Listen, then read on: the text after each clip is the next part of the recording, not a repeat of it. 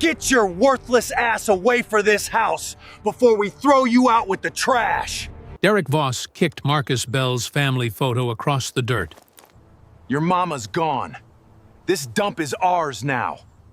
Nobody cares that you came crawling back. Marcus didn't move. That was my mother's house. Voss lifted his pipe. Was. You hear me? W-A-S. Behind him, two men ripped another section from the porch while neighbors watched from windows. Voss looked Marcus up and down. Look at you, coming back too late and standing in this wreck like there's still a home left to save. Marcus bent down and picked up the photo. Get off my mother's property! Now! Voss stepped closer. You really think one washed-up veteran can stop 20 of us? The whole block went silent. Voss had no idea Marcus was a Navy SEAL trained to destroy violent men before they could react. Before we go any further, comment where in the world you are watching from and make sure to subscribe, because tomorrow's story is one you don't want to miss. The rideshare pulled away with the soft hiss of hybrid tires on cracked asphalt. Marcus Bell stood at the corner of Maple Row, his green duffel bag heavy on his shoulder, wearing faded jeans and a plain gray t-shirt that stretched tight across his chest. The civilian clothes felt strange after years in uniform. Everything felt strange. He had not been home in 3 years. The last time he walked this street, his mother Lillian had been alive, waving from the front porch of the small blue house she had owned for 32 years. The house where she had raised him alone. The house where she had died while he was deployed on a classified mission he could never talk about. Marcus took 5 steps toward the familiar address and stopped dead. The house was destroyed. The roof gaped open like a wound, exposing broken rafters to the gray October sky. The front porch hung at a sick angle, its white railing smashed into splinters. The front door dangled from one hinge. Furniture, photographs, and pieces of his mother's life lay scattered across the brown lawn like garbage. And standing in the middle of it all was a crowd of men in white tank tops and dirty jeans. They held baseball bats, tire irons, and crowbars. They were laughing. Marcus counted 23 of them. His mind automatically mapped their positions, weapons, and body language. The tall one with the buzzed head was the leader. The others deferred to him, looked to him for approval before speaking. The leader noticed Marcus staring and grinned wide, showing crooked teeth. "You lost, soldier boy?" The man called out, loud enough for the whole block to hear. "This ain't your neighborhood anymore." Marcus walked closer. His boots made no sound on the sidewalk. His hands stayed loose at his sides. Who did this? His voice was calm, conversational. The leader laughed harder. "Name's Derek Voss, and I did exactly what the city told me to do. This place was condemned, brother. We're just helping it along." Behind the curtains of neighboring houses, Marcus saw faces watching. Old Mrs. Patterson from next door, the Lopez family from across the street, people who had known him since he was 10 years old, people who had loved his mother. They looked scared. Voss stepped forward, spinning a metal pipe in his hand like a baton. "Property's already been transferred, paperwork's been filed, and you got no legal claim here. So I suggest you grab your little bag and keep walking before you get hurt." Marcus noticed the dark sedan parked 50 yards up the street. A woman sat behind the wheel, holding something that looked like a phone but was aimed in his direction. Recording. He noticed the way 3 of Voss's men kept shifting their weight from foot to foot. Nervous. Inexperienced. He noticed the 2 men flanking the group who stood differently. Military bearing. These 2 had training. He noticed the narrow gaps between the gang members, the broken porch steps that would trip anyone moving backward, the pile of debris that would scatter under running feet. Marcus noticed everything, but all he said was, "This was my mother's house." Voss's grin turned ugly. Was being the important word. Your mama ain't here to protect it anymore, is she? Several gang members chuckled. One of them, a skinny kid with face tattoos, stepped forward and kicked at a picture frame lying in the dirt.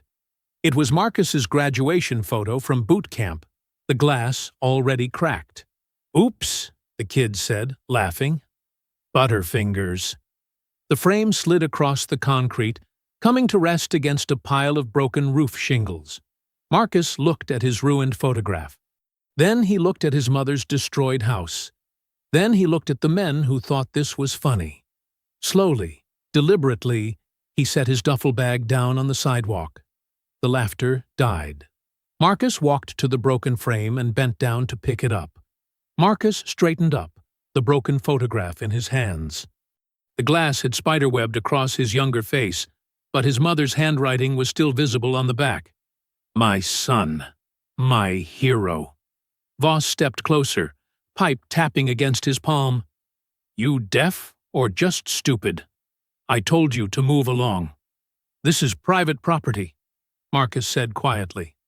"You're trespassing." "Private property?" Voss threw back his head and laughed. "Boy, you've been gone too long. This whole block belongs to Progress now." Your mama's little house was standing in the way of something bigger, something better. The gang spread out in a loose semicircle around Marcus. 23 men total. Most held improvised weapons: boards, pipes, crowbars. The two with military bearing carried nothing in their hands, but their shoulders told Marcus they knew how to use them. "City inspector came by months ago," Voss continued, enjoying his audience. "Found all kinds of violations: structural damage, safety hazards, real dangerous place to live, you understand? So the city condemned it. Paperwork's all legal and proper." Marcus tucked the photograph into his jacket pocket. "Who signed the transfer?" "You did, soldier boy. Marcus Bell, right there in black and white. Signed it over to Harbor Gate Development 6 weeks ago." Voss's grin stretched wider.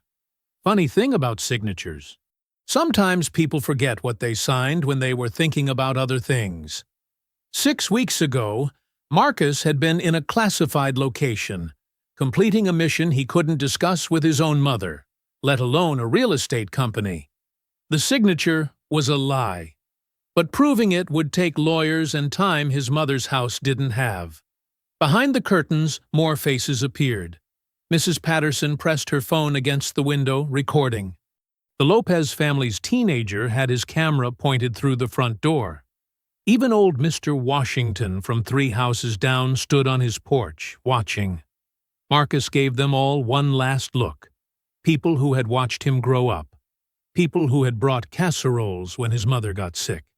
People who were too afraid to help but brave enough to witness. "I'm going to ask once," Marcus said, his voice carrying across the yard.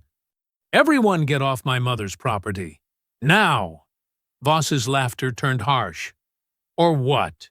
You gonna fight all of us? This ain't the movies, boy. This is real life. And in real life, 23 beats 1 every single time." Marcus looked at each man surrounding him. The nervous ones, the eager ones, the smart ones already backing toward the street. "You're right," Marcus said. "This isn't the movies." He stepped backward toward the broken porch, drawing them closer together. "In the movies, I'd warn you that I'm dangerous. I'd tell you about my training. I'd give you some speech about what happens when you mess with a Navy SEAL." The skinny kid with face tattoos laughed and raised a 2x4 over his head. "Navy SEAL? This fool thinks he's—" Marcus moved. The kid never saw the hand that twisted his wrist, never felt the precise pressure that made his fingers release the board, never understood how he ended up face first in the dirt, with his arm pinned behind his back in less than 2 seconds. "But this isn't the movies," Marcus finished, stepping over the moaning kid. "So I didn't warn you." Voss's face went cold. "Take him down. All of you. Now." They rushed him. Marcus stepped backward onto the broken porch steps, using the uneven ground to his advantage. The first attacker stumbled on the loose boards. Marcus caught his pipe mid-swing, reversed it, and drove the handle into the man's solar plexus. He folded like wet paper. The second and third came together. Marcus grabbed the dangling porch railing, ripped it free, and swept both men's legs. They crashed into each other, tangling in the debris. The fourth man swung a crowbar at Marcus's head. Marcus ducked under it, drove his shoulder into the attacker's midsection, and used his momentum to slam him into the broken front door. The wood splintered. The man didn't get up. More rushed in. Marcus flowed between them like water, using the narrow walkway to force them to attack single file. Each movement was precise, economical, devastating. A palm strike to disable, an elbow to drop, a leg sweep to humiliate. No killing, no permanent damage, just overwhelming, surgical violence that left grown men groaning in the dirt. Phone cameras captured everything. The methodical way Marcus dismantled trained fighters. The calm expression on his face as boards and pipes swung at his head. The eerie silence he maintained while bodies hit the ground around him. Voss backed toward his car, pipe forgotten in his hand. For the first time, he looked afraid. "What are you?" he whispered. Sirens wailed in the distance, growing louder. Marcus stood in the center of his mother's ruined yard, surrounded by 21 groaning men and shattered wood. His civilian clothes were dusty but not torn. His breathing was steady. His hands were unclenched. The sirens screamed closer. Police cruisers flooded Maple Row like an invasion force. Red and blue lights strobed across Marcus's damaged house, painting the stunned faces of neighbors who pressed against their windows. Engines rumbled, radios crackled, boots hit asphalt. Marcus stayed perfectly still in the center of the yard, surrounded by groaning bodies and splintered wood. His hands remained visible at his sides. His breathing stayed controlled. After years in hostile territory, he knew how to survive when armed authority arrived. The first officers out of their vehicles raised weapons, shouting commands that overlapped into chaos. "Hands up! Get down! Nobody move!" Marcus complied with everything simultaneously, somehow managing to look non-threatening while 21 gang members writhed in the dirt around him. The visual was impossible to misinterpret. One man standing, 21 down, no weapons in Marcus's hands. Captain Elena Marquez stepped out of the lead cruiser. She was compact, sharp-eyed, wearing the kind of authority that came from years of seeing through lies. Her gaze swept the scene methodically. The scattered pipes and boards, the broken porch, the furniture thrown across the yard like garbage. She walked closer, studying Marcus's posture, the positioning of the bodies, the damage patterns on the house. "Captain!" Voss struggled to his feet, blood running from his nose. "That man is dangerous. He attacked us. We were just doing city work." Marquez ignored him.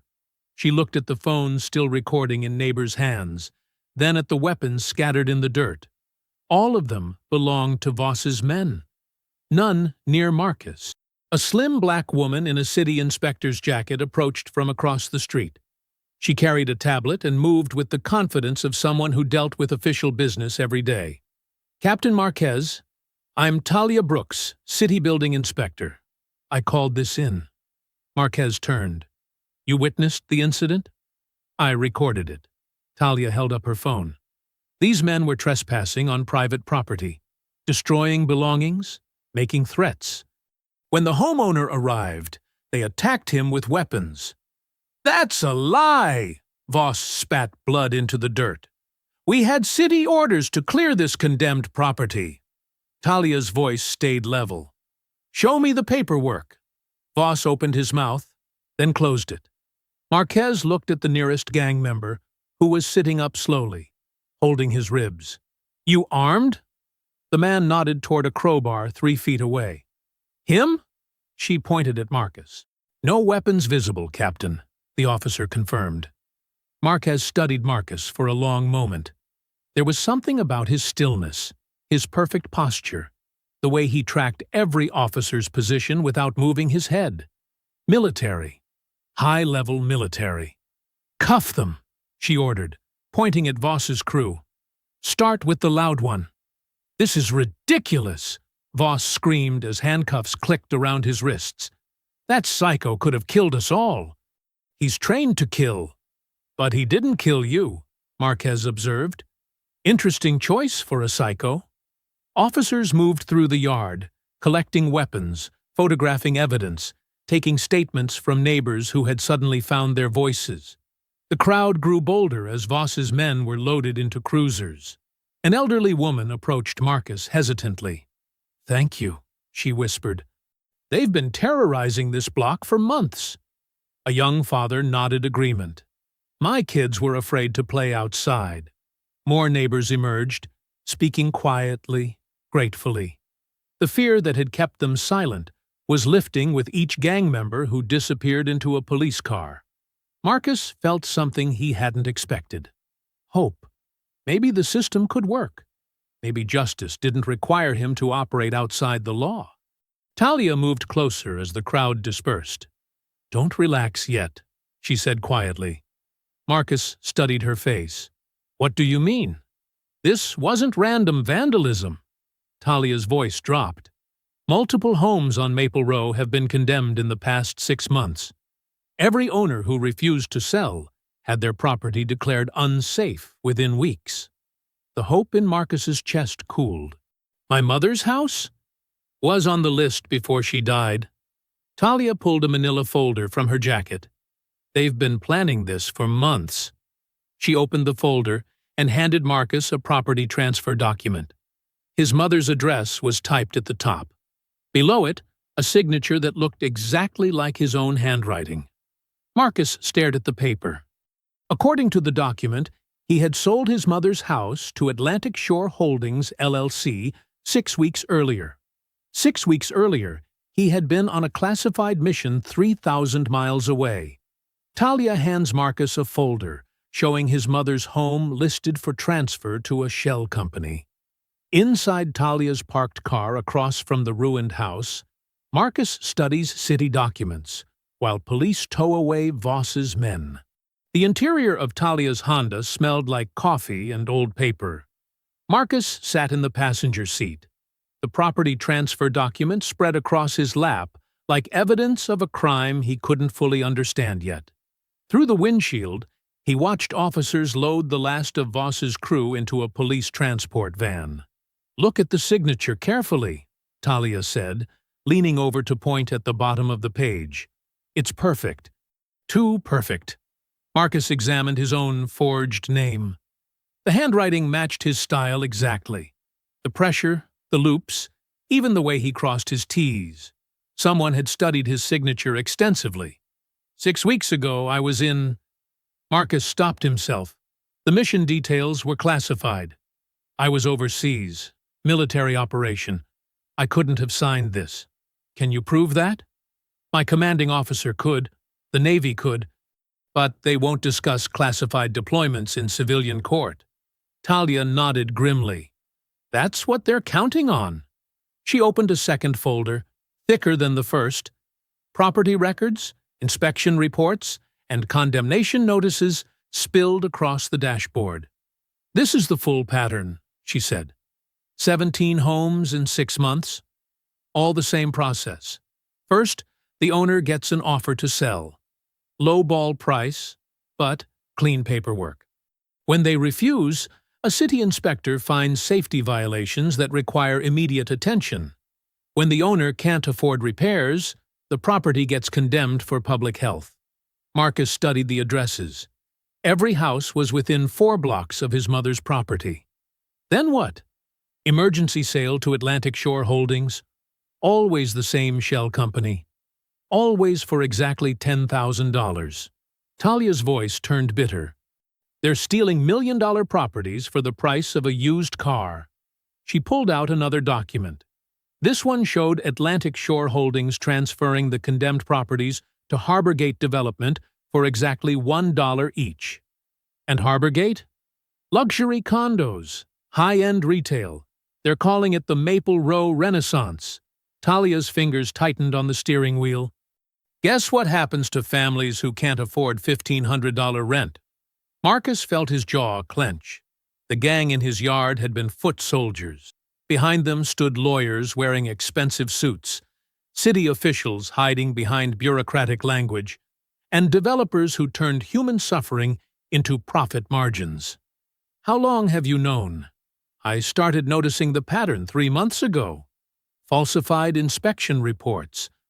Emergency condemnations that skipped normal procedures. I tried to bring it to my supervisor.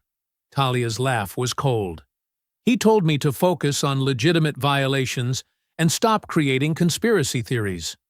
So you started investigating alone. I had to. Every family that got pushed out, I kept thinking about my grandmother. She lived on this block for 40 years. If someone had tried to steal her house... Talia shook her head. I couldn't just file reports and pretend I didn't see the pattern. Marcus respected that. Military or civilian, some fights chose you whether you wanted them or not. Captain Marquez appeared at the driver's side window and tapped the glass. Talia rolled it down. Mr. Bell, I need you to hear something, Marquez said. This case is bigger than gang violence now. Document fraud. Conspiracy. Maybe federal charges if we can prove mail fraud or wire transfers across state lines. What do you need from me? Preserve every piece of evidence. Keep copies of everything. Stay visible and keep witnesses around you. Marquez's expression grew serious. And be prepared for retaliation. Not just physical, legal, political, social. They'll try to destroy your credibility before you can expose theirs. Marcus nodded. I understand. Good. I'll have patrol units check this block regularly, but I can't station officers here permanently. Watch yourself. Marquez walked back toward her cruiser.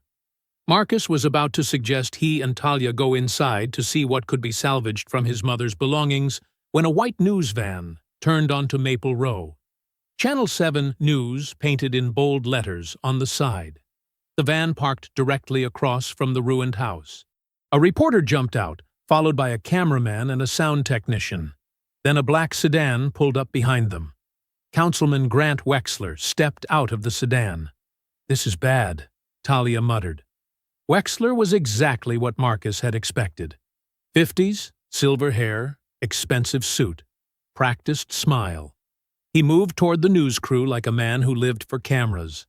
The reporter, a young woman with perfect makeup, positioned herself in front of Marcus's destroyed house. Wexler stood beside her, his expression grave and concerned. This is Maria Santos with Channel 7 News, reporting from Maple Row, where a violent confrontation this afternoon has raised serious questions about public safety and the challenges facing our returning veterans. Marcus felt his stomach drop. I'm joined now by Councilman Grant Wexler, who has been working tirelessly to address the deteriorating conditions in this neighborhood. Councilman, what can you tell us about today's incident? Wexler's voice was smooth, practiced, full of fake concern. Maria, this is exactly what we've been warning about.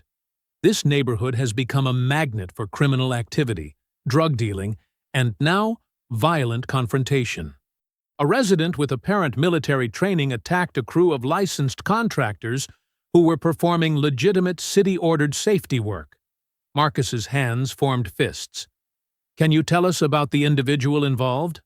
Marcus Bell is a veteran who, frankly, appears to be struggling with the transition back to civilian life. We have reports of erratic behavior, aggressive confrontation with city employees, and now this explosion of violence against working men just trying to do their jobs.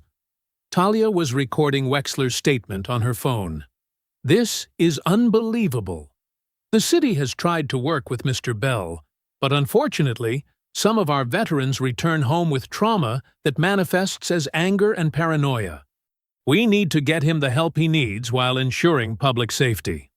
The reporter nodded sympathetically. "What steps is the city taking?"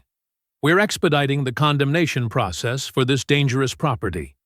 The structure is unsafe, and after today's violence, it's clear that allowing unstable individuals to occupy condemned buildings puts the entire community at risk." Marcus watched Wexler lie with the confidence of someone who had never been challenged. Every word was calculated to make Marcus sound dangerous, and the gang sound like victims. "We're also reviewing Mr. Bell's legal status regarding this property. There are questions about documentation, about whether he has legitimate claim to occupy this residence." The interview continued for another 2 minutes. Wexler painted Marcus as an unhinged veteran who had attacked innocent workers, portrayed the destroyed house as a public hazard that needed immediate removal, and positioned himself as the reasonable public servant trying to balance compassion with community safety. When the news van finally pulled away, Marcus sat in silence for a long moment. Talia waited. Finally, Marcus spoke, his voice quiet but steel hard. "Then we clean it all." The house felt like a tomb in the darkness. Marcus swept his flashlight across the front room, the beam catching splintered wood, torn drywall, and scattered pieces of his mother's life. Every step crunched on broken glass or debris. "Power company says there was an emergency safety disconnect," Talia said, her own flashlight dancing across the walls. "Came through about an hour after the news interview." Captain Marquez stood near the doorway, her light aimed toward the street. "I've got patrol units making regular passes, but they can't camp out here permanently." Marcus knelt beside an overturned bookshelf. His mother's Bible lay underneath, its pages torn but the cover intact. He set it aside carefully, then continued searching through the wreckage. "Tell me about Harbor Gate renewal," he said without looking up. Talia pulled a folder from her jacket. "They showed up 18 months ago. Clean corporate image, lots of talk about urban revitalization, and bringing jobs to underserved communities. But every project they touch ends up being luxury condos that working families can't afford." She opened the folder and aimed her flashlight at the documents inside. "They don't buy properties directly. They use shell companies with names like Maple Development LLC and Community Investment Partners. Makes it harder to track the money." Marcus found his mother's jewelry box crushed under a piece of ceiling beam. Most of the contents were destroyed, but he salvaged a small silver cross she wore to church every Sunday. "What's Wexler's connection?" Marcus asked. "His wife sits on Harbor Gate's Community Outreach Board," Captain Marquez said from the doorway. "Officially, that's just volunteer work. Unofficially, she gets paid $60,000 a year as a consultant." Marcus's flashlight caught something metallic wedged beneath a collapsed section of drywall. He pulled at the debris carefully, his hands finding the familiar shape of his mother's old sewing tin. The blue metal container was dented but intact. He held it close, remembering how she would sit on the porch in the evenings, mending clothes while telling him stories about his grandfather's service in Vietnam. "Voss made bail in 4 hours," Captain Marquez continued. "That takes serious money and connections. Most guys like him sit in county lockup for weeks before they see a judge." Talia nodded grimly. "Someone made calls. Someone with influence." Marcus pried open the sewing tin. Inside were spools of thread, needles, buttons, and small scissors. But tucked beneath the thread was something he didn't remember seeing before. A small digital recorder, no bigger than his thumb. "What's that?" Talia asked. Marcus held up the device. "I don't know. It's not mine." Before he could examine it further, voices carried from the street. Harsh laughter and the sound of car doors slamming. Captain Marquez stepped onto the broken porch, her hand moving instinctively toward her service weapon. "We've got company."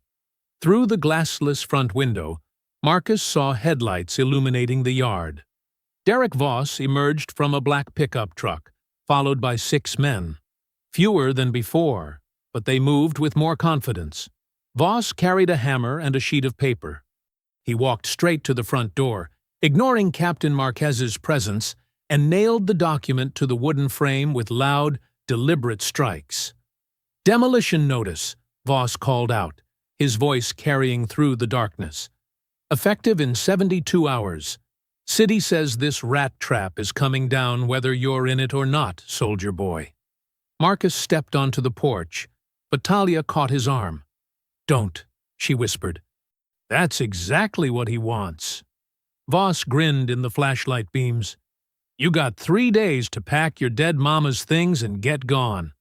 After that, the bulldozers finish what we started." One of his men spat toward the house. "Should have stayed overseas, hero. Nobody wants you here." Marcus felt the familiar cold focus settling over him, the same mental state that had kept him alive through a dozen combat deployments. But this wasn't a battlefield. This was his mother's front porch, and these men were trying to provoke him into making a mistake that would end up on tomorrow's news. He stayed silent. Voss waited for a reaction that never came. When Marcus didn't take the bait, the gang leader's smile faltered slightly. 72 hours, Voss repeated, but his voice had less swagger now. He jerked his head toward the truck, and his men climbed back inside.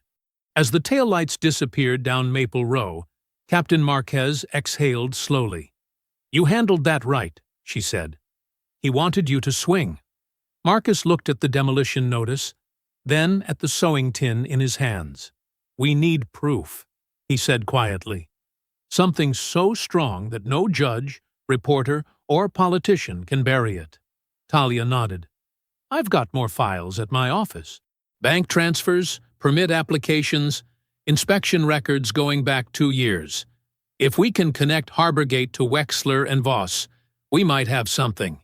Captain Marquez checked her watch. "I'll run background checks on everyone involved.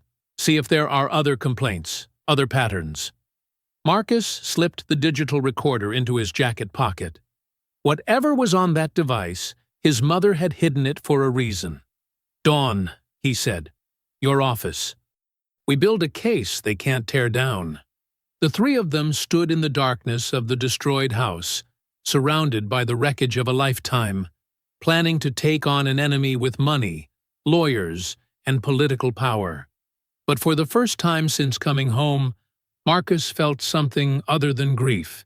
He felt purpose. The sunrise painted Talia's small office windows gold as Marcus pushed through the glass door, carrying a plastic bin filled with water-damaged documents he'd salvaged from the house. Coffee stains marked the walls, and filing cabinets lined every available space. But the conference table in the center looked like a war room. Talia had already spread inspection reports, property transfers, and permit records across the scratched surface. Each document was marked with colored tabs and sticky notes. "Good morning," she said, not looking up from a stack of papers. "I've been here since 4. Marcus set the bin down and studied the organized chaos. His SEAL training kicked in automatically, treating the scattered evidence like intelligence gathered before a mission. Every successful operation started with understanding the terrain, the enemy, and the objective. "Show me the pattern," he said. Talia pointed to a large map of Maple Row taped to the wall. Red pins marked condemned houses. Blue pins showed properties already transferred to shell companies. Green pins indicated families who had sold voluntarily after pressure. 3 fronts, she explained. Derek Voss and his gang provide muscle and intimidation. Councilman Grant Wexler uses his political position to fast-track condemnations and block appeals. Harborgate Renewal stays hidden behind lawyers and shell companies, but they're the ones with the money. Marcus walked closer to the map. Nearly the entire neighborhood was covered in pins. "How many families?" he asked. 17 displaced in 8 months. Your mother was number 18 on the list. Talia handed him a manila folder thick with names, addresses, and dates. Each family's story followed the same script: pressure to sell, refusal, sudden inspection failures, condemnation notices, forced evacuation. The Garcia family fought the longest, Talia continued. Maria Garcia called my office 6 times reporting harassment. Then Voss's men showed up with baseball bats and city paperwork. She signed the transfer the next day. Marcus studied the timeline. His mother had died 3 months ago, but the harassment had started months before that. She never told me, he said quietly. Would you have left your deployment? Yes. That's exactly why she didn't call. The office door chimed, and a woman in her mid-30s entered carrying a leather messenger bag and a coffee cup. She had sharp eyes and moved with the confidence of someone used to asking uncomfortable questions. You must be Marcus, she said, extending her hand. Nina Caldwell, Channel 7 Investigations. Marcus didn't shake immediately. Talia said you've been tracking Harborgate for 8 months. They're connected to at least 12 similar projects across the state, but they're careful. Shell companies, political donations, legitimate-looking paperwork. I've had the financial trail, but I needed a human story with a credible witness. And you think that's me? I think you're a decorated veteran, whose mother's house was destroyed by a gang working for corrupt politicians. That's a story people will believe. Marcus looked at Talia, then back at Nina. What do you need? Everything. Documents, testimony, on-the-record interviews. But I verify every claim before we go public. One mistake gives them ammunition to discredit all of us. Talia slid a sheet across the table. Start with the Morales family. They were evicted 2 months ago, and they're staying at the Riverside Motel on Highway 9. That afternoon, Marcus followed Nina's rented sedan through downtown traffic to a rundown motel where paint peeled from the walls and broken concrete marked the parking spaces.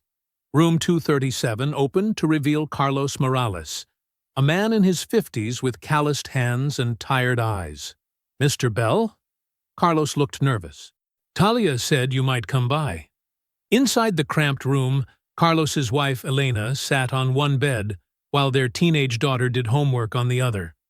Their entire life had been compressed into suitcases and garbage bags.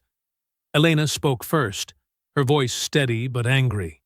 They came at night, 3 men with bats, saying the house was condemned and we had 24 hours to get out.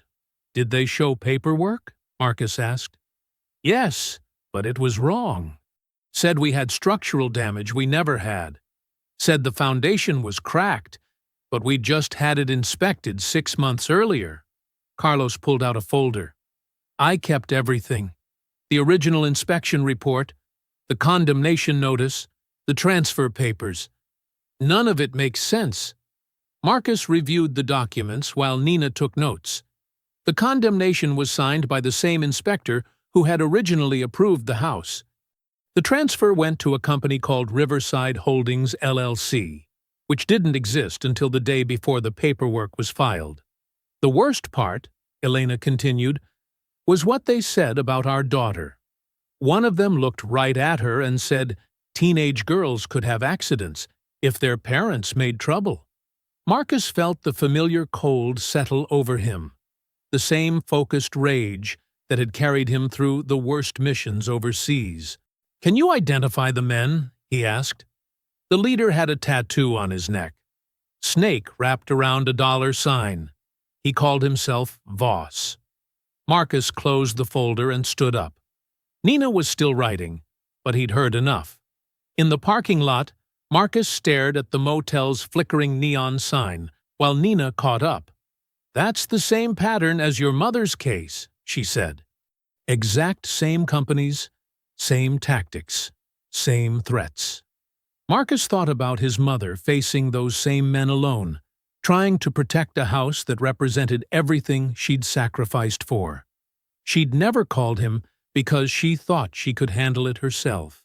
She'd been wrong, but she hadn't been the first target, and she wouldn't be the last. Marcus left the family's temporary motel room with renewed fury, realizing his mother was part of a larger hunt. The orange paper glowed like a warning beacon against Lillian Bell's broken front door. Marcus stopped on the sidewalk, staring at the demolition notice that hadn't been there that morning. The bold black letters seemed to shout from the page, "Emergency structural condemnation. 72-hour notice." Talia ripped the notice free and scanned it with her flashlight. "This is garbage," she said, her voice tight with anger. "Look at this signature. Deputy Inspector Williams supposedly signed this at 3 p.m. today. But Williams has been on medical leave for 2 months. Nina held up her phone, recording everything. "What's the date on the original inspection?" "Last Tuesday," Talia replied. "The same day Marcus was fighting Voss in this yard. They wrote the condemnation report before they even looked at the damage they caused." Marcus stepped closer to the doorframe, running his fingers along the splintered wood.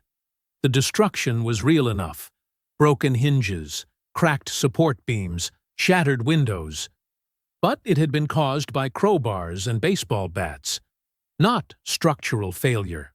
"They're trying to bury the evidence," he said quietly. "Tear down the house, and no one can prove what really happened here." His phone buzzed with a news alert. Councilman Wexler's face filled the screen, standing in front of City Hall with reporters crowding around him. "We have confirmed reports of escalating violence on Maple Row," Wexler said, his voice smooth and practiced. "A veteran with documented anger issues attacked city workers and neighborhood residents. For public safety, we're expediting the removal of this dangerous structure." Nina cursed under her breath. "He's spinning this fast, making you look like the threat instead of the victim." Marcus filmed the notice, the broken door, and the scattered debris in the yard. Every angle, every detail. The evidence would matter when this went to court. The low rumble of a diesel engine made them all turn. Derek Voss's black pickup truck rolled slowly down Maple Row. Windows down, music thumping. Voss leaned out the driver's window with that same ugly grin. "Tick, tick, tick," he called out, tapping his wrist like he was checking a watch. "Hope you find somewhere else to sleep, soldier boy." 2 other trucks followed behind him, filled with the same men Marcus had fought the day before. Bandages covered several faces. Splints wrapped around wrists. But they looked confident again, like they knew something Marcus didn't. Marcus didn't respond. He just watched until the convoy disappeared around the corner. "I need supplies," he said, turning toward the hardware store 3 blocks away. "Tarps, lumber, basic tools. If I can stabilize the structure before the deadline—" His card was declined. Marcus tried again, entering his PIN carefully. The machine beeped red. "Insufficient funds," the clerk said apologetically. "Sorry, man." Marcus checked his phone banking app. His account showed a balance of $11. A legal hold notice explained that pending litigation had frozen his assets pending resolution of property disputes. "They're choking you out," Talia said when he explained. "No money, no utilities, no legal standing. They want you desperate and broke when the bulldozers arrive." Nina was already typing on her phone. "I can run the story tomorrow morning, but I need something concrete linking Wexler to Voss. Right now, it's just your word against a city councilman's." Marcus stared at his mother's house, dark windows staring back like empty eyes. 72 hours. 3 days to save everything his mother had worked for. Everything she'd died protecting. He walked through the broken front door, using his phone's flashlight to navigate around fallen plaster and overturned furniture. The floorboards creaked ominously under his weight, but they held. In what had been his mother's bedroom, Marcus found the sewing tin where he'd left it, half buried under chunks of drywall. His hands shook slightly as he opened the lid. Inside, beneath the spools of thread and packets of needles, was a folded piece of paper in Lillian's careful handwriting. Marcus, if you're reading this, something happened to me and you came home to find trouble. I knew this day might come. There are men who think poor people don't deserve to keep what they've earned. They think fear is stronger than love. Don't let this world make you hard in the wrong places. Be strong where it counts. Your mama raised a fighter, but more than that, she raised a protector. The house is just walls and wood, baby. What matters is making sure no other family goes through what we did. Make them answer for what they've done. Make them remember that some people don't back down. I love you always. Mama Marcus read the note 3 times, his mother's voice echoing in the silence. Outside, Talia and Nina waited on the porch, giving him space to grieve. But grief was a luxury he couldn't afford right now. The demolition notice gave him 72 hours to save the house. His mother's note gave him something more important. A mission that went beyond these walls, beyond this street, beyond his own pain. Reading his mother's words, Marcus decided he would not simply defend the house, he would expose the whole machine. The Harborgate Renewal Office occupied 3 floors of glass and steel downtown, where men in expensive suits made decisions about neighborhoods they'd never lived in. Councilman Grant Wexler paced behind the conference table like a caged animal, his polished exterior cracking under pressure. "You told me this would be simple," Wexler snapped at Derek Voss, who slouched in his chair with fresh bruises on his face. "One veteran, one house. Scare him off and we finish the block." Voss shifted uncomfortably. "Nobody said he was some kind of special forces psycho. He took down half my crew like we were children." "Your crew?" Wexler's voice rose. 20 grown men with weapons? And one homeowner embarrassed you on camera? Do you understand what this means for the project timeline? The conference room door opened, and a man in dark tactical clothing entered without knocking. Raylan Pike moved with the controlled precision of someone who'd spent years in uniform, though his cold eyes held the bitterness of a career that had ended badly. His black hair was military short, his jaw sharp, and his handshake firm enough to send a message. "Mr. Pike," Wexler said, relief flooding his voice. "Thank you for coming on short notice." Pike nodded toward Voss. "This the one who got embarrassed?" "Watch your mouth, mercenary." Voss started to stand, but Pike's stare dropped him back into his seat. "Show me the footage," Pike said simply. Wexler slid a tablet across the table. Pike watched the phone videos from the yard fight, his expression never changing. He studied Marcus's movements, his positioning, the way he controlled space and timing against multiple attackers. "Run it again," Pike said after the first viewing. This time he focused on different details: how Marcus assessed threats, how he used terrain, how he disabled opponents with minimal effort. Pike had seen enough combat to recognize the difference between a bar brawler and a professional operator. "Well," Wexler demanded, "can you handle him?" Pike set down the tablet. "This man is not a lucky homeowner. He's not reckless or desperate. He's a high-level tactical operator who's deliberately holding back." "What does that mean?" Voss asked.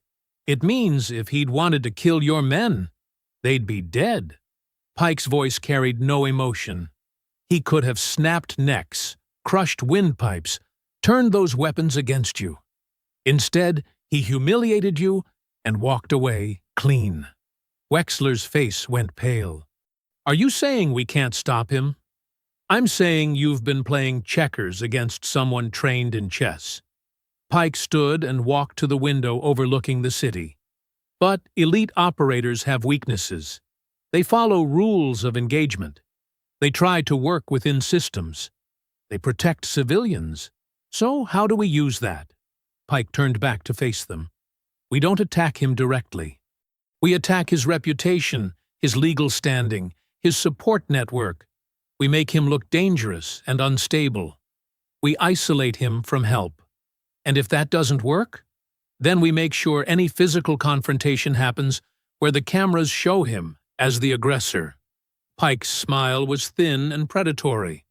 Elite soldiers are trained to win. They're not trained to lose gracefully on purpose. Across town, Marcus sat in Talia's cramped office while Nina interviewed families who'd been forced from their homes. Each story followed the same pattern: inspection notices, condemnation orders, gang intimidation, then forced sales to shell companies. Mrs. Rodriguez described how Voss's men had spray-painted threats on her garage. Mr. Williams explained how city inspectors had found structural problems that hadn't existed the week before. Young couples talked about losing savings and moving in with relatives. Captain Marquez arrived during the third interview, her expression grim. "Marcus, we need to talk privately." They stepped into Talia's supply closet. Marquez spoke quietly. "My department has leaks. Someone's feeding information to Wexler's office. I can't promise our communication stays secure." "What kind of information?" "Case files, arrest reports, evidence logs." Marquez paused. "They know we're building something. They know you have allies now." Marcus nodded. "Then we move faster." When they returned to the main office, Talia was staring at her computer screen with her face gone white. "You need to see this." The screen showed financial records Nina had obtained through public information requests. Payment transfers between shell companies, contractor fees, consulting charges. "Look at this date," Talia pointed to a line item. October 15th. Payment to Pike Security Solutions for neighborhood consultation services. $50,000. Marcus leaned closer. "What's significant about October 15th? Talia pulled up another document. "That's the day my office received your mother's formal complaint about harassment and illegal inspection threats. The complaint she filed asking for help." Nina's fingers flew across her keyboard. "The complaint that disappeared from city records?" "The same one." Talia's voice was barely a whisper. "Harborgate paid Pike's company the exact same day my office lost the only official record of your mother asking for protection." The room went silent except for the hum of fluorescent lights. Marcus felt something cold and sharp settle in his chest. His mother hadn't died quietly. She'd fought back, filed complaints, demanded help, and someone had made sure that help never came. Outside the office window, a black SUV with tinted windows pulled into the parking lot across the street. Raylan Pike adjusted his rearview mirror and settled in to watch. The Maple Row Community Center smelled like old coffee and disinfectant. Folding chairs formed a loose circle under harsh fluorescent lights. Marcus stood near the front, watching neighbors file in slowly. Some looked over their shoulders before entering. Others hurried past the windows like they didn't want to be seen. Talia arranged papers on a card table while Nina checked her recording equipment. Captain Marquez positioned herself near the back door, her uniform crisp and her expression alert. "Thank you for coming," Marcus began when 15 people had gathered. His voice carried without strain. "Most of you know why we're here. Some of you lived it." Mrs. Rodriguez sat in the front row, her hands folded tightly in her lap. The Williams family occupied 3 chairs near the wall. Young couples Marcus didn't recognize whispered to each other nervously. "Before we start," Marcus continued, "I want everyone to understand something. No one has to speak. No one has to stay. But if you choose to help, you're helping more than just me." He gestured to the wall where Talia had taped a hand-drawn map of the neighborhood. Red X marks covered 8 properties. These houses were condemned in the past 6 months. Every family received threats before the city found structural problems. Every inspection happened after owners refused to sell. A man in his 60s raised his hand. "What about the gang?" "Voss said he'd burn down anyone who talked to reporters." "Derek Voss is in this room's past," Marcus said simply. "We're building this room's future." Captain Marquez stepped forward. I can't promise the system is perfect, but I can promise that every statement you give will be filed properly and protected legally. The law still works when people use it correctly. Nina held up her small digital recorder. Everything we capture today stays sealed until we have enough evidence to protect everyone at once. No one gets exposed alone. Marcus pulled out the folder of documents they'd compiled. Here's what we know. Harborgate Renewal wants this block. Councilman Wexler helps them with permits and city pressure. Voss and his crew provide the intimidation. He opened to a page of financial records. They pay for this service. $50,000 to Pike Security on October 15th, the same day my mother's complaint disappeared from city records. Mrs. Rodriguez straightened in her chair. Your mother came to my house 3 weeks before she passed. She said someone was watching her property, taking pictures, asking neighbors questions about her health. What kind of questions? Whether she had family coming to help, whether she could afford repairs, whether she'd be better off in a retirement home. Mrs. Rodriguez's voice grew stronger. I told her to call the police. She said she tried, but they said watching wasn't illegal. A younger man near the back spoke up. They came to us, too. Said the whole block was going to change whether we liked it or not. Said holdouts would regret being stubborn. Nina leaned forward with her recorder. Can you describe who said that?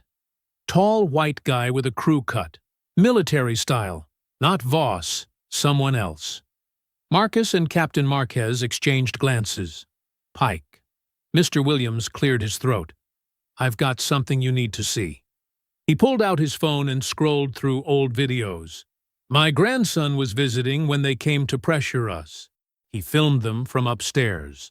The phone screen showed Voss's crew walking through the Williams' backyard, pointing at the fence, the roof, the foundation. One man held what looked like a clipboard. Another carried a crowbar. This was 2 days before the city inspector showed up, Williams said. Same inspector who found all those problems that weren't there the week before. Talia stood up quickly. Can you send that to me right now? Already did. Soon as I saw the meeting announced. A woman in the middle of the room raised her hand. I work at the cellular store downtown. Harborgate's lawyer came in asking about phone records for this neighborhood. Wanted to know who was calling reporters or city offices? The room buzzed with angry murmurs. Marcus waited for quiet. Anyone else? For the next hour, the stories poured out.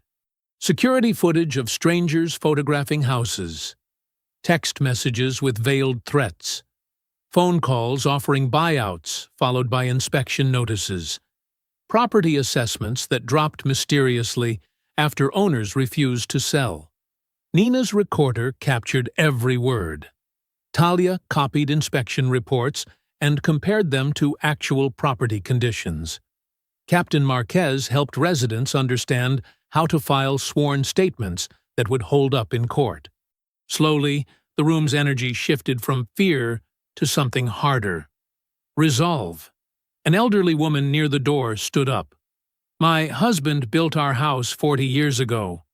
Worked 2 jobs to pay it off. These people think they can just take what doesn't belong to them. They can't, Marcus said. Not if we stand together. As the meeting ended, Marcus walked each family to their cars or homes. He checked corners, watched windows, made sure no one followed them. The community center's parking lot emptied slowly. Across the street, Raylan Pike lowered his camera and scrolled through the photos on his phone. Clear shots of every face that had entered the building. Timestamps, license plates. He selected the clearest images and sent them to Councilman Wexler with a simple message. Problem getting bigger. The newsroom at Channel 7 buzzed with controlled chaos as Nina Caldwell reviewed her final draft one last time. Her fingers hovered over the keyboard for just a moment before she hit publish. Harborgate Renewal's Web of Corruption. How city officials and gang violence steal homes from working families. The story went live at 6:47 a.m. By 8 a.m., Nina's phone wouldn't stop ringing. Radio stations wanted interviews. Lawyers called offering services. Residents from other neighborhoods reported similar patterns of forced buyouts and mysterious condemnations. The city's online forums exploded with angry comments. Social media posts shared Nina's article faster than she could track them. At 10 a.m., protesters began gathering outside City Hall with handmade signs. "Wexler must go. Stop stealing our homes. Justice for Maple Row." Inside her office, Captain Marquez studied the evidence Nina had compiled alongside Talia's inspection reports and witness testimonies. The paper trail was solid. The testimony was credible. The photographs and videos were damning. She picked up her phone and called the district attorney's office. "We need warrants for Derek Voss and 4 of his associates. Breaking and entering, destruction of private property, conspiracy to commit fraud. Based on what evidence? A mountain of it. I'm sending it over now." By noon, Judge Patricia Hendricks had reviewed the emergency petition and granted a temporary restraining order against the demolition of 847 Maple Row. The orange notice was officially suspended, pending a full investigation. Marcus stood in front of his mother's damaged house, reading the judge's order while neighbors gathered around him. Mrs. Patterson from next door hugged his arm. Mr. Williams shook his hand firmly. "You did it, son," Williams said. "You actually did it."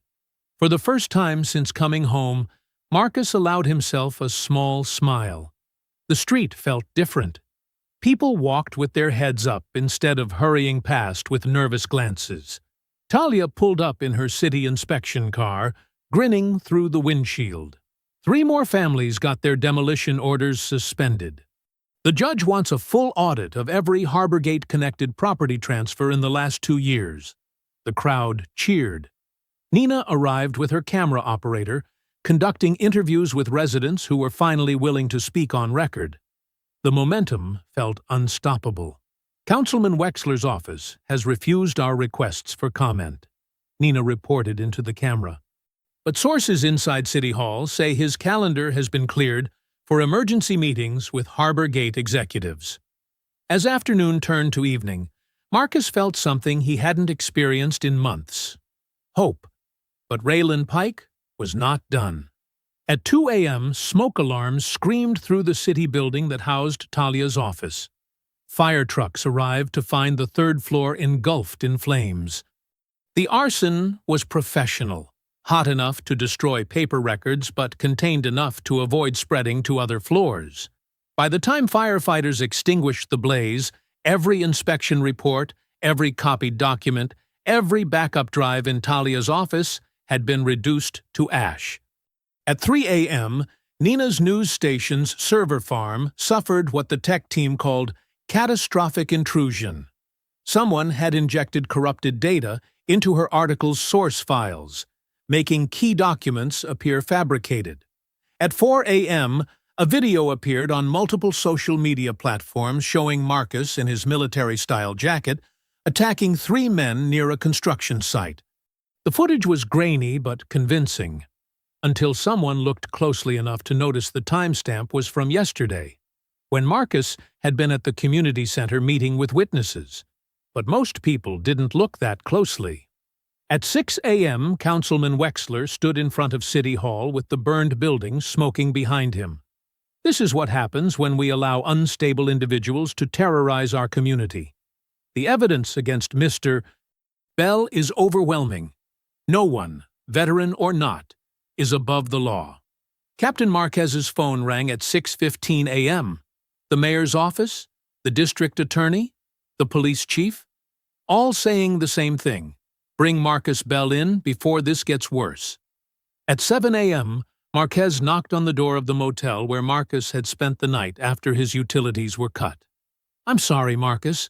You know this is garbage. But if I don't take you in, they'll send someone who won't be as careful with the process." Marcus nodded and held out his hands for the cuffs. "Do what you have to do, Captain." As the police transport rolled down Maple Row, Marcus looked through the reinforced window and saw an excavator approaching his mother's house, despite the judge's restraining order. Pike stood beside the massive machine, speaking into a radio. The operator climbed into the cab and fired up the diesel engine. Marcus pressed his face to the glass and watched the excavator's arm rise toward Lillian Bell's front porch. The police transport lurched to a stop as chaos exploded outside Lillian Bell's house. Marcus pressed his face against the reinforced window, his hands cuffed behind his back, helpless to do anything but watch his mother's legacy turn to dust. Talia Brooks sprinted across the street, her building inspector's badge bouncing on her chest, waving a folder above her head like a battle flag. "Stop! Stop right now! There's a court order!" The excavator operator looked down from his cab, diesel engine rumbling like a hungry beast. Pike stepped between Talia and the machine, flanked by two men in black tactical gear. "Ma'am, you need to step back," Pike called over the engine noise. "Emergency safety override was filed at 4 this morning. Judge's order is superseded." "That's impossible!" Talia thrust the papers toward Pike. "I checked the system 30 minutes ago. There was no override filed." Pike smiled without warmth. Amazing how fast paperwork moves when public safety is at stake. Behind them, neighbors poured out of their houses. Mrs. Rodriguez from next door held her phone up, recording everything. The Martinez family stood on their porch, 3 generations watching in horror. Children pressed against windows while their parents pulled them back. The excavator's mechanical arm stretched toward the house like death itself, reaching for prey. Marcus yanked against the handcuffs, metal cutting into his wrists. The transport officer glanced back nervously. "Easy there, Bell. Nothing you can do now." But Marcus wasn't listening. He was watching Talia face down Pike's security team while the machine prepared to destroy everything his mother had sacrificed for. "Get away from that house!" someone screamed from across the street. "This is murder!" another voice shouted. The excavator's bucket bit into the front porch, with a sound like bones breaking. Wood splintered. The porch posts snapped like twigs. The roof sagged, then collapsed inward with a thunderous crash.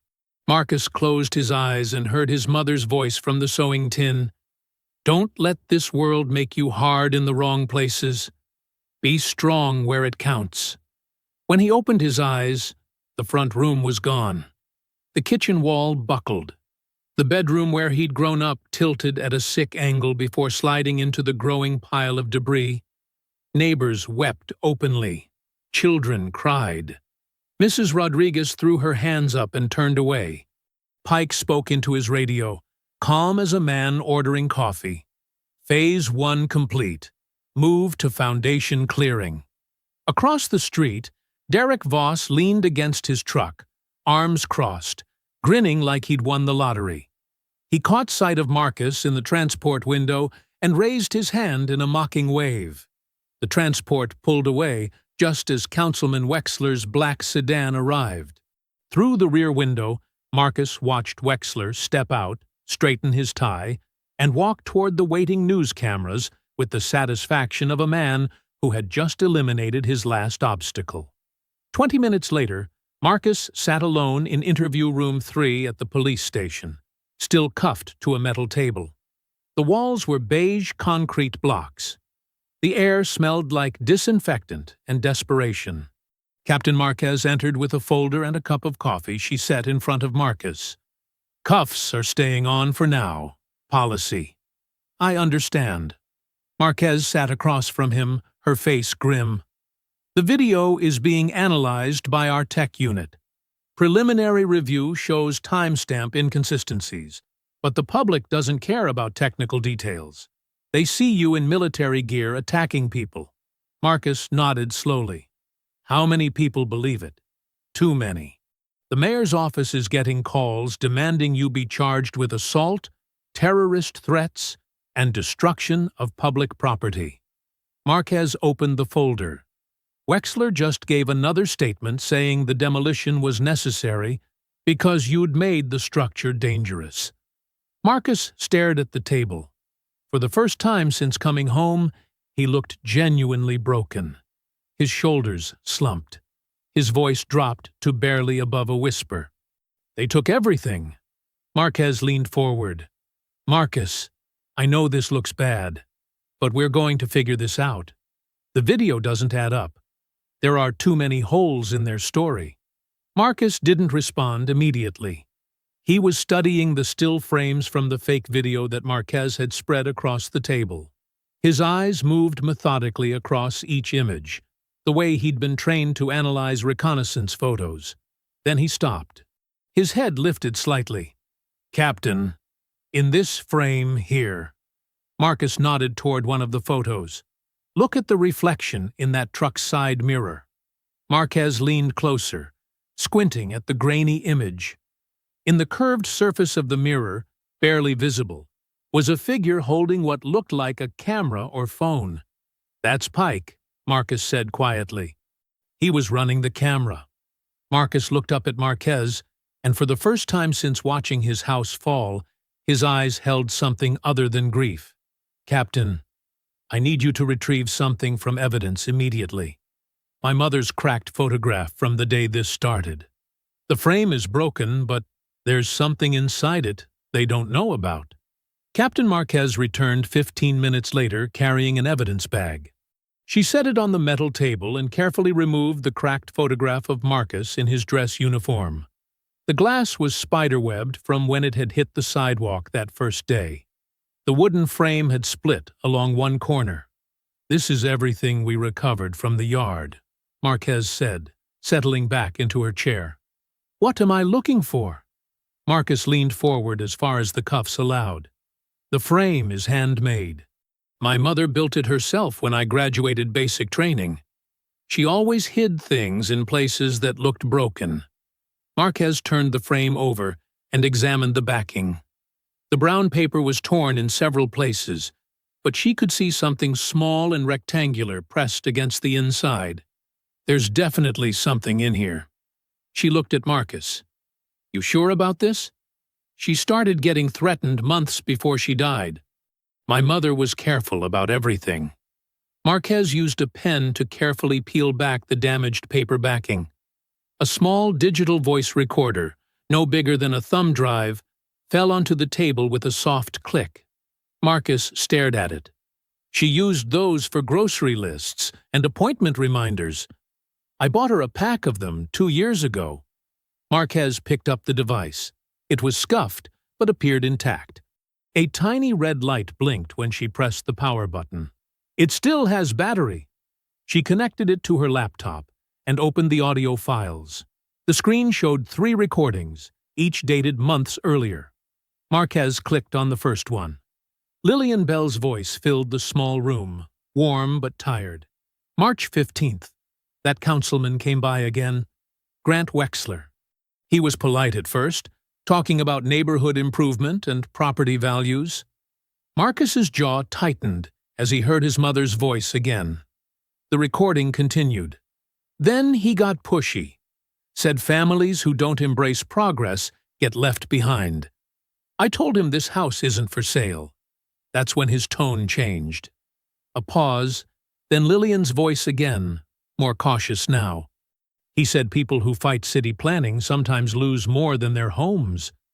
They lose their safety, their peace of mind. He said accidents happen to stubborn people. Marquez stopped the playback. That's a clear threat. Play the second one, Marcus said quietly. The next file contained more of Lillian's voice, but this time she wasn't alone. In the background, 2 men were talking near her front porch. The first voice was Wexler, speaking more openly than before. The Bell woman is the last holdout on Maple Row. Once her house transfers, Harborgate can finalize the entire block purchase. A second voice, rougher and more direct, responded. My crew can handle the pressure. Voss knows how to make people uncomfortable without leaving marks. Marcus recognized that voice immediately. Pike. Marquez rewound the section. Pike's voice came through clearly. Payment needs to be cash, like before. $50,000 to Voss, 25 to me for coordination. Once the old lady signs or disappears, the problem goes away. Wexler's response was ice cold. Just make sure it looks natural. We can't have martyrs. The room went completely silent, except for the hum of fluorescent lights overhead. Marquez stopped the recording and looked at Marcus. This proves conspiracy months before you came home. Wexler, Pike, and Voss were planning to force your mother out using threats and intimidation. What's on the third file? Marquez clicked play. This time, Lillian's voice was shaking slightly. April 2nd. They sent men to walk through my yard today. They didn't say anything, just looked at the windows, the doors, like they were studying the house. One of them kicked over my flower pots. I called the police, but they said trespassing is hard to prove. Her voice steadied with resolve. Marcus, if something happens to me, if I'm not here when you come home, this recorder will tell you the truth. Don't let them steal what we built. Don't let them win. The recording ended. Marcus closed his eyes, his mother's final message hitting him harder than Pike's fists ever could. When he opened them again, his expression had changed completely. The grief was still there, but it was now armored with cold determination. Before Marquez could respond, someone knocked on the interview room door. She opened it to find Talia Brooks standing in the hallway, her clothes smoky and her face streaked with soot, but very much alive. I need to speak with both of you immediately, Talia said. I have something they don't know about. Marquez gestured her inside. Talia sat down heavily, exhaustion evident in every movement. Pike's people burned my office, but they made one critical mistake. Talia pulled a flash drive from her jacket pocket. They assumed I kept all my evidence in obvious places. Marcus leaned forward. What do you mean? I've been investigating Harborgate for 8 months. I knew someone would try to destroy my files eventually, so I created a duplicate archive. Talia's eyes showed the first hint of satisfaction Marcus had seen from her in days. I buried it inside the city's own permit database under a mislabeled environmental impact file. Pike stole the decoy backup from my desk. The real evidence is still sitting on the city's own servers. Marquez was already reaching for her phone. What kind of evidence? Bank transfers between Harborgate shell companies and Pike's security firm. Email chains between Wexler and Harborgate executives planning the neighborhood seizures. Original inspection reports showing the condemned houses were structurally sound. And most importantly, the digital trail proving those property transfer signatures were forged using City Hall computers. Marcus felt something shift inside his chest. The grief was still there. The rage over his mother's house was still burning, but now it was joined by something else. Hope. Marquez stood up and unlocked Marcus's handcuffs. Our forensics team just confirmed the attack video was fabricated. The metadata shows it was assembled from multiple sources and edited yesterday. You're being released immediately. As the metal restraints fell away, Marcus rubbed his wrists and looked at both women. They destroyed my mother's house. They think they won. Talia nodded grimly. Wexler is giving another press conference in 2 hours, announcing the official start of Harborgate's luxury development project. Marcus stood slowly, his full height making the small room feel even more cramped. Then we show up with something worth recording. That afternoon, City Hall buzzed with the energy of what Councilman Grant Wexler believed would be his greatest triumph. Television crews set up their equipment in the main conference room, while photographers positioned themselves for the perfect shots of progress and prosperity. Wexler had spent the morning rehearsing his speech, polishing every word until it gleamed like the luxury development brochures spread across the presentation table. The room filled quickly with reporters, city officials, and invited guests from the business community. Wexler smiled and shook hands, his confidence radiating through the space like heat from a furnace. Near the side exit, Derek Voss stood with two of his remaining crew members, officially listed as private security consultants, for the event. His presence sent a clear message to anyone who might consider disrupting the proceedings. Raylan Pike positioned himself along the back wall, where he could observe every entrance and exit. His eyes swept the crowd methodically, cataloging faces and watching for threats. The morning's victories had restored his professional pride. Marcus Bell was discredited, the evidence was destroyed, and the neighborhood resistance had crumbled with their leader's arrest and release under suspicion. "Ladies and gentlemen," Wexler began as the cameras rolled live, "today marks a transformative moment for our community. The Maple Row Redevelopment Project represents everything we stand for: safety, progress, and responsible urban renewal." He gestured toward a large display board showing architectural renderings of gleaming condominiums and manicured green spaces. The artist's vision bore no resemblance to the working-class neighborhood that currently existed. For too long, this area has struggled with aging infrastructure, unsafe housing conditions, and unfortunately, recent incidents of violence that have made it clear immediate action was necessary. Wexler's voice carried the practiced rhythm of a man who had learned to make destruction sound like salvation.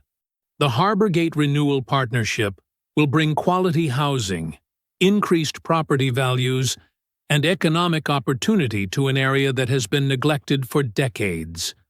Sometimes progress requires difficult decisions, but the safety of our residents must come first. Voss shifted near the exit, his scarred knuckles visible as he clasped his hands behind his back. He had been looking forward to this moment, when the neighborhood that had humiliated him would finally disappear beneath concrete and steel. Pike's radio crackled softly in his earpiece. His security team reported normal activity around the building's perimeter. The protesters from earlier in the week had apparently given up after Marcus's arrest and the destruction of the evidence. The condemnation orders for the remaining unsafe structures were issued following thorough inspections by qualified city personnel. Wexler continued, his tone becoming more authoritative. "We cannot allow sentiment to override public safety concerns. The residents of this city deserve better than deteriorating housing stock maintained by absentee owners." A reporter near the front raised her hand. "Councilman, what about the allegations that some property transfers involved forged signatures?" Wexler's smile never wavered. "Those claims have been thoroughly investigated and found to be without merit. Unfortunately, certain individuals have chosen to spread conspiracy theories rather than accept that progress sometimes requires change. We will not allow misinformation to derail projects that benefit our entire community." The main doors at the back of the room opened with a soft click that somehow carried through the entire space. Conversations stopped mid-sentence. Camera operators turned their lenses toward the sound.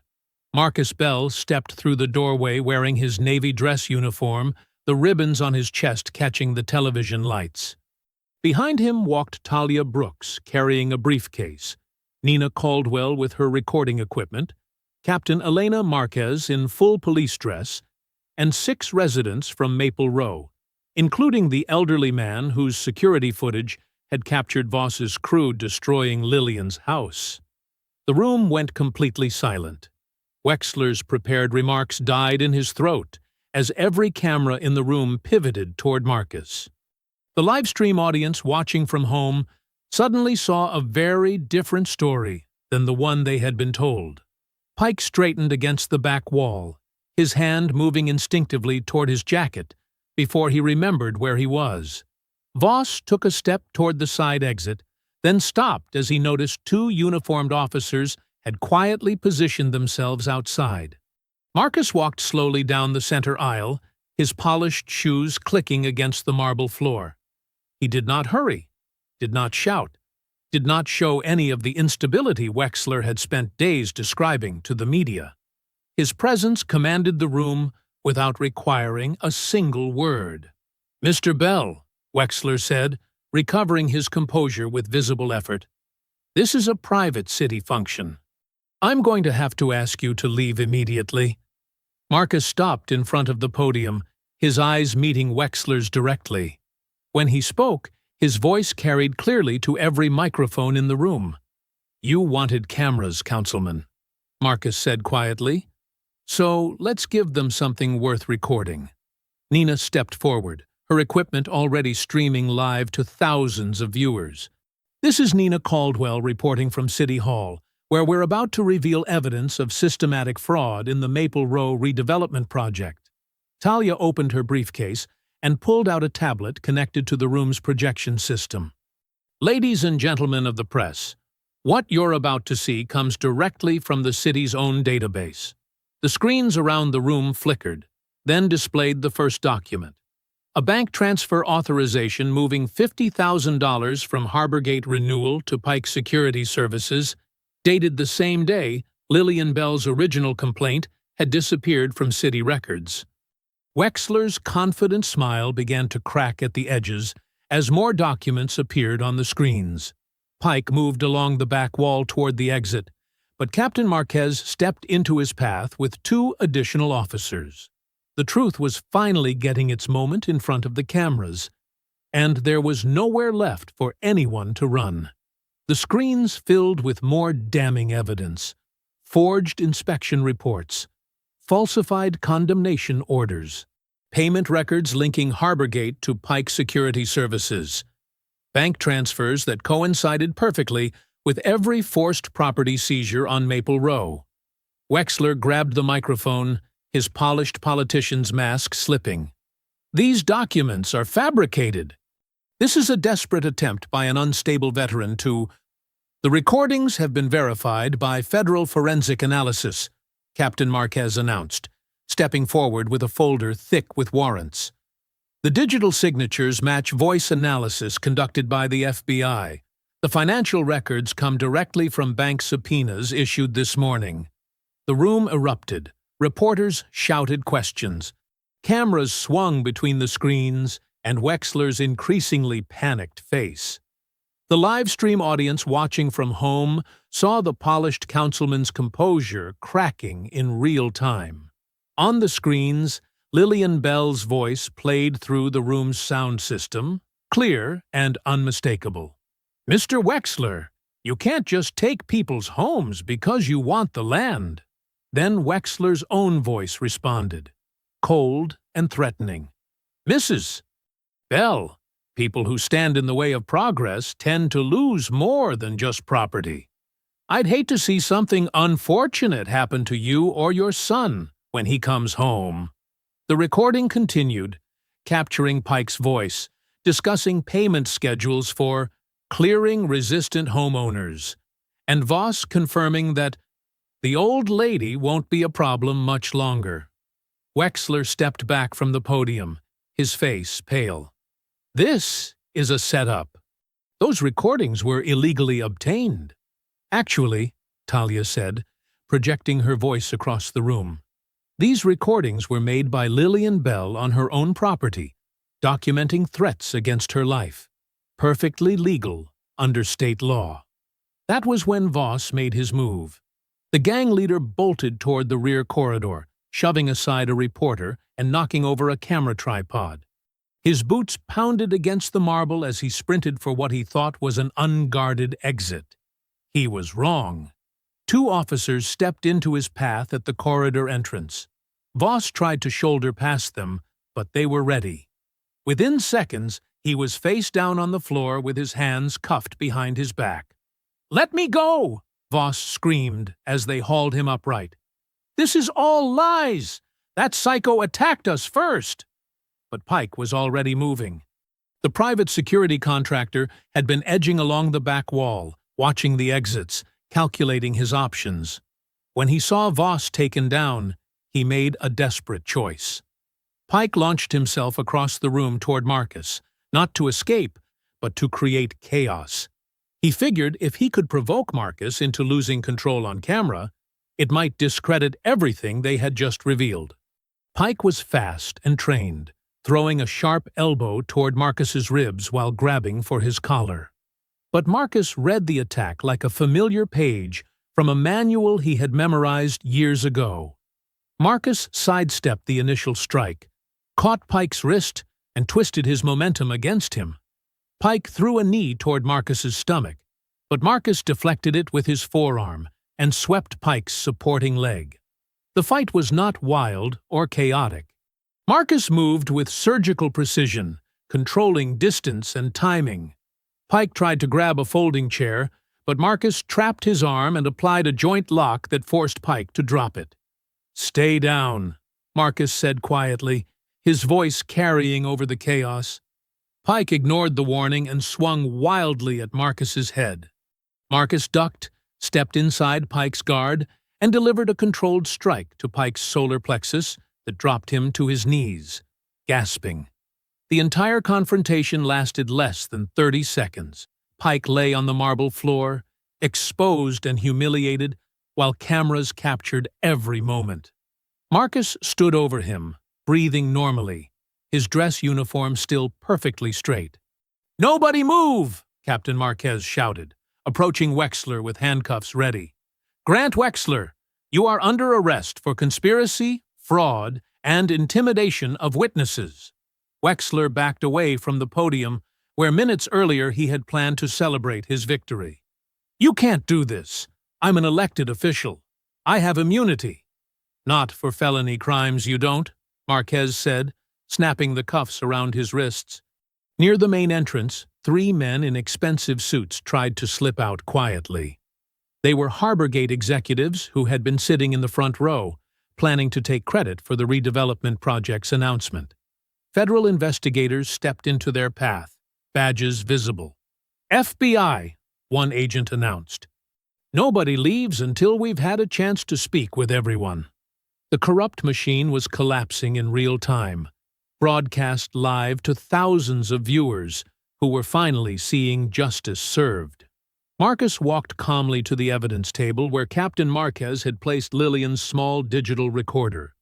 He picked it up, holding it gently in his palm, and watched as the entire network that had destroyed his mother's home was dragged away in handcuffs.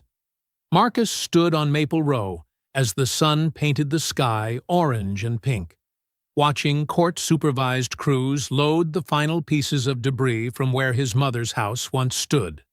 The twisted metal, broken wood, and shattered glass that had been scattered across the lawn for months was finally being cleared away. The consequences had been swift and very public. Grant Wexler was removed from office within a week of his arrest. The city council voted unanimously to strip him of his position after the recordings of his threats against Lillian Bell played on every local news station. Federal prosecutors indicted him on conspiracy, fraud, and racketeering charges. His bail was set so high that even his political connections could not help him. Derek Voss and his entire crew faced organized crime charges under the RICO Act. The FBI discovered that their intimidation operation had targeted over 30 families across 3 neighborhoods. Voss was denied bail after prosecutors argued he was a flight risk and a danger to witnesses. Most of his men took plea deals rather than face trial. Raylan Pike lost his private security license and was charged with conspiracy, assault, and evidence tampering. The fake video he had produced was traced back to his company's equipment. Pike's military records were reviewed, and several suspicious incidents from his past service came to light. He was facing federal charges that could put him away for decades. Harborgate Renewal's assets were frozen pending investigation. The FBI Financial Crimes Unit discovered shell companies, hidden accounts, and bribery payments stretching back 5 years. 3 executives were arrested at their corporate headquarters. The company's predatory development practices were exposed in congressional hearings that Nina Caldwell covered for national television. Judge Patricia Hendricks voided all the forged property transfers and ruled that families who had been illegally displaced could return to their land. The court ordered Harborgate's seized funds to be used for rebuilding the damaged homes and compensating victims. Marcus could not get his original house back. The structure was too damaged to save, and too many memories had been destroyed along with the walls.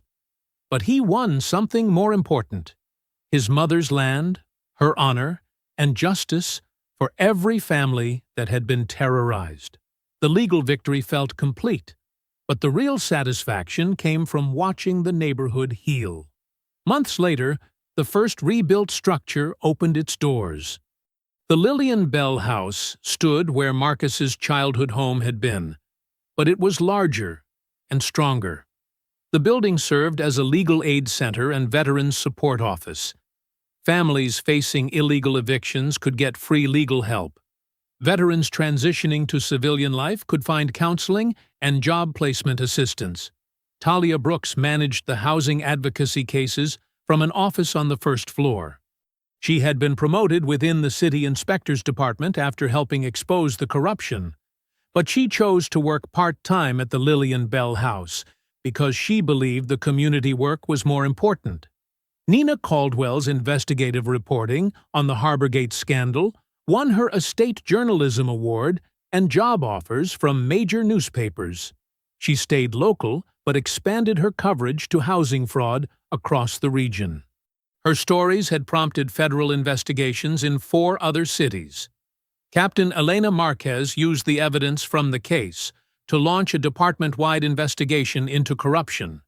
12 officers were suspended, and new protocols were established for handling property crimes. She was promoted to deputy chief and tasked with rebuilding trust between the police and the communities they served. The morning cleanup crew finished loading their trucks and drove away, leaving Marcus alone on the empty lot. The foundation had been cleared, the soil tested, and new construction would begin next week. The Lillian Bell House would expand with a second building that would include affordable housing units for families who were still recovering from displacement. A young man walked up the street, heading to work at the nearby auto repair shop. He had lived on Maple Road during Voss's reign of terror, and remembered the fear that had gripped the neighborhood. He stopped when he saw Marcus standing where the old house used to be. "Mr. Bell," the young man said respectfully, "can I ask you something?" Marcus nodded. "Were you really as dangerous as they said? I mean, were you truly the most dangerous man they ever crossed?" Marcus looked at the empty lot, then at the rebuilt homes around him, then at the young man's face. People walked the street without lowering their eyes. Children played in yards without looking over their shoulders. The fear was gone. He smiled slightly. "No," Marcus said. "They were just used to people being afraid." I hope you enjoyed that story. Please like the video and subscribe so that you do not miss out on the next one. In the meantime, I have handpicked 2 stories for you that I think you will enjoy. Have a great day.